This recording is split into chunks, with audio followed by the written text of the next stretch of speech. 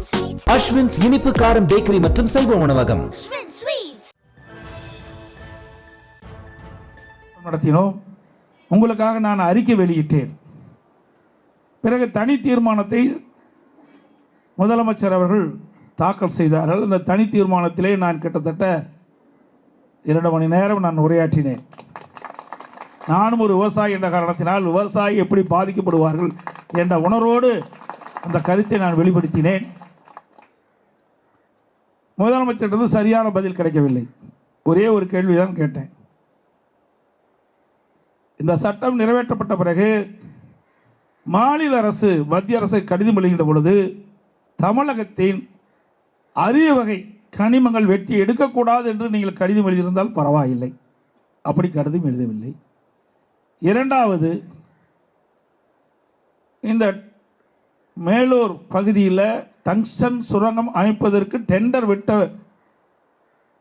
அந்த டெண்டர் 11வது மாதம் 24ஆம் ஆண்டு இறுதி செய்யப்பட்ட வரை 9 மாத காலம் நீங்கள் எந்தவித நடவடிக்கையும் எடுக்கவில்லை. அதை மத்திய சுரங்கத்துறை அமைச்சகம் முதலமைச்சர்கள் கடிதம் மத்திய அரசு கடிதம் எழுதியின் வாயிலாக எக்ஸ் வலைதளத்தில் தெரிவிக்கிறாங்க. நாங்கள் டெண்டர் அறிவிச்சிருந்து டெண்டர் இறுதி செய்யவில்லை, மாநில அரசிலிருந்து எந்த எதிர்ப்பும் வரவில்லை, அதனால் இறுதி செய்யும் என்று மத்திய அரசு வெளிப்படுத்திவிட்டது. ஆக இந்த அரசாங்கம் உண்மையிலேயே மக்கள் பாதிக்கப்படக்கூடிய திட்டம் என்று கருதி இருந்தால் டெண்டர் விட்டவுடனே 9 மாத காலத்தில் உங்களுடைய உணர்வுகளை மத்திய அரசுக்கு தெரிவிக்கப்பட்டிருந்தால் இந்த பிரச்சனையே வந்திருக்காது. இவ்வளவு கஷ்டப்பட வேண்டிய அவசியமே இல்லை.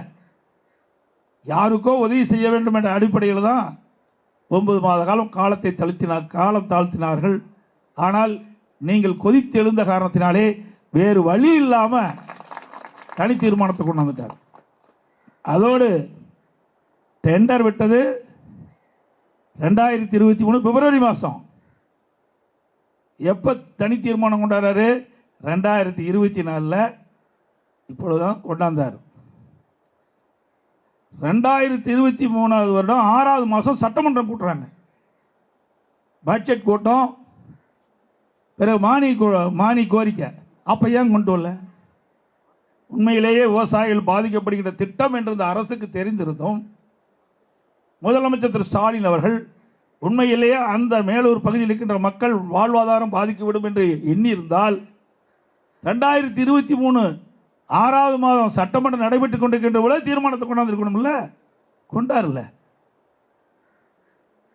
இதையெல்லாம் விவசாயிகள் சிந்திக்க வேண்டும் என்பதற்காகத்தான் நான் அதை தெரிவிக்கிறேன். வேறு வழி இல்லாமல் உங்களுடைய அறவழி போராட்டம் இன்றைக்கு வெற்றி பெற்றிருக்கின்றது. அதன் வாயிலாகத்தான் மாநில மத்திய அரசு இந்த டங்ஸ்டன் இதை ரத்து செஞ்சிருக்குது. நானும் உங்களுக்கு ஆதரவாக சட்டமன்றத்திலே கடுமையாக பேசினேன்.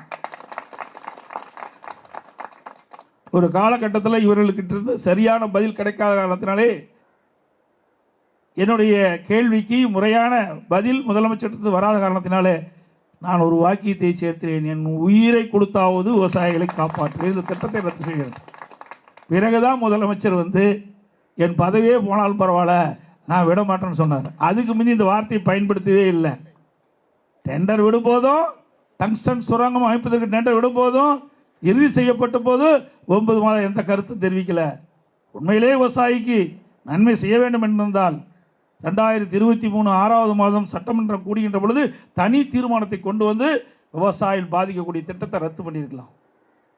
எப்பொழுதெல்லாம் திராவிட முன்னேற்ற கழகம் ஆட்சிக்கு வருதோ அப்பொழுதெல்லாம் விவசாயிகளை பாதிக்கக்கூடிய நிலைத்தான் இருக்குது. டெல்டா மாவட்டம் எடுத்துங்க. திரு ஸ்டாலின் அவர்கள் துணை முதலமைச்சர் இருந்த காலகட்டத்தில் தான் இந்த ஹைட்ரோ கார்பன் மீத்தோலம் கொண்டு வந்தார். நான் முதலமைச்சராக அந்த உங்களை போல் இருக்கின்ற விவசாயியுடைய கோரிக்கை ஏற்று டெல்டா மாவட்டங்களில் இனி எந்த காலத்திலும் இன்றைக்கு எந்தவித ஒரு புதிய திட்டத்தையும் விவசாயிகள் பாதிக்கக்கூடிய திட்டம் வரக்கூடாது என்று இன்றைக்கு பாதுகாக்கப்பட்ட வேளாண் மண்டலமாக கொடுத்தேன். பாதுகாக்கப்பட்ட வேளாண் மண்டலம் சட்டப்பூர்வமாக கொடுத்தேன். ஆக விவசாயிகள் பாதிக்கப்படுகின்ற எந்த காலகட்டத்திலும் அதிமுக உங்களுக்காக குரலுக்கும் உங்கள் பின்னே தொடரும் என்பதை இந்த நேரத்தில் தெரிவிக்கின்றேன். ஏன்னா இன்னைக்கு நான் விவசாயம் தான் பண்ணிட்டு இருக்கிறேன். விவசாயத்தை பற்றி தெரியாதவர்கள் இன்றைய முதலமைச்சர் அவர்கள், நான் யாரை குறை சொல்லி பேசவில்லை, இது எல்லோருடைய பங்கு இருக்குது, நான் இல்லைன்னு நான் சொல்லலை. ஆனால் ஒரு அரசாங்கம் என்பது மக்கள் பாதிக்கப்படுகின்ற பொழுது அதை சரியான முறையில் நடவடிக்கை எடுத்திருந்தால் மக்கள் இவ்வளவு துன்பத்திற்கு ஆளாயிருக்க மாட்டாங்க. எவ்வளவு பிரச்சனை, எவ்வளவு மனவேதனை, மன உளைச்சல், தன்னுடைய நிலம் பறி போய்விடுன்றது. கிட்டத்தட்ட ஒரு 10-15 நாள் தூக்கம் இல்லாத விவசாயிகள் இருந்தார்களே. இந்த தூக்கத்தை தொலைத்த அரசாங்கம் இன்றைய அரசாங்கம். இதெல்லாம் நான் உணர்வுபூர்வமாக சொல்றேன். இதில் எந்தவித ஒரு கால் புணர்ச்சியும் கிடையாது. அரசியல்லாம் நான் வந்து அரசியல் கால் புணர்ச்சியோன்னு அதை பேசவே இல்லை. ஏன் நீங்க இந்த 9 மாத காலம் டெண்டர் விட்டு சுரங்க டெண்டர் விட்டதிலிருந்து இறுதி செய்வரை ஏன் அமைதியா இருந்தீங்க? அப்ப சட்டமன்றம் நடக்குது 6வது மாசம். அப்போ தனி தீர்மானம் கொண்டு வந்து இந்த விவசாயியுடைய எதிர்ப்பை மத்திய அரசு காட்டியிருக்கலாம்ல. எதுவுமே செய்யலையே. விவசாயிகள் இதை தெரிந்து கொள்ள வேண்டும் என்ற ஒரே காரணத்திற்காகத்தான் என்னை சந்தித்து இந்த விவசாயிடத்திலே பகிர்ந்து கொண்டேன். என்னை வந்து சந்தித்த அனைத்து விவசாயிகளும் மென்மேலும் உங்களுடைய வாழ்வு மலர வேண்டும். உங்களுடைய கஷ்ட நஷ்ட துன்பங்களை நாங்கள் எப்பொழுதும் அதிமுக பங்கு பெறும். அதில் எந்தவித மாற்றமும் கிடையாது. தமிழகத்தை பொறுத்த வரைக்கும் மக்கள் பாதிக்கக்கூடிய எந்த திட்டம் வந்தாலும் அதிமுக எதிர்க்கும் என்று நான் தொடர்ந்து வலியுறுத்தி வருகிறேன். அந்த வகையில் இந்த மேலூர் சுற்றுவட்டாரத்தில் இருக்கின்ற கிராம மக்கள் பாதிக்கின்ற பொழுது அதிமுக உங்களுக்காக குரல் கொடுத்தது, சட்டமன்றத்திலையும் குரல் கொடுத்தது. உங்களோடு அந்த பகுதியில் இருக்கின்ற கழக நிர்வாகிகளும் ஒன்றாக இணைந்து குரல் கொடுத்தோம். அத்தனை பொதுமக்களும் வியாபாரிகளும் விவசாயிகளும் ஒன்றாக இணைந்து மிகப்பெரிய போராட்டத்தை இன்றைக்கு நாடே உங்கள் பகுதிகளை கவனத்தை செலுத்துகின்ற அளவுக்கு அறவழியிலே போராட்டத்தை நடத்தி வெற்றிகின்ற அத்தனை விவசாய குடிமக்களுக்கும் நன்றி நன்றி நன்றி. வணக்கம்.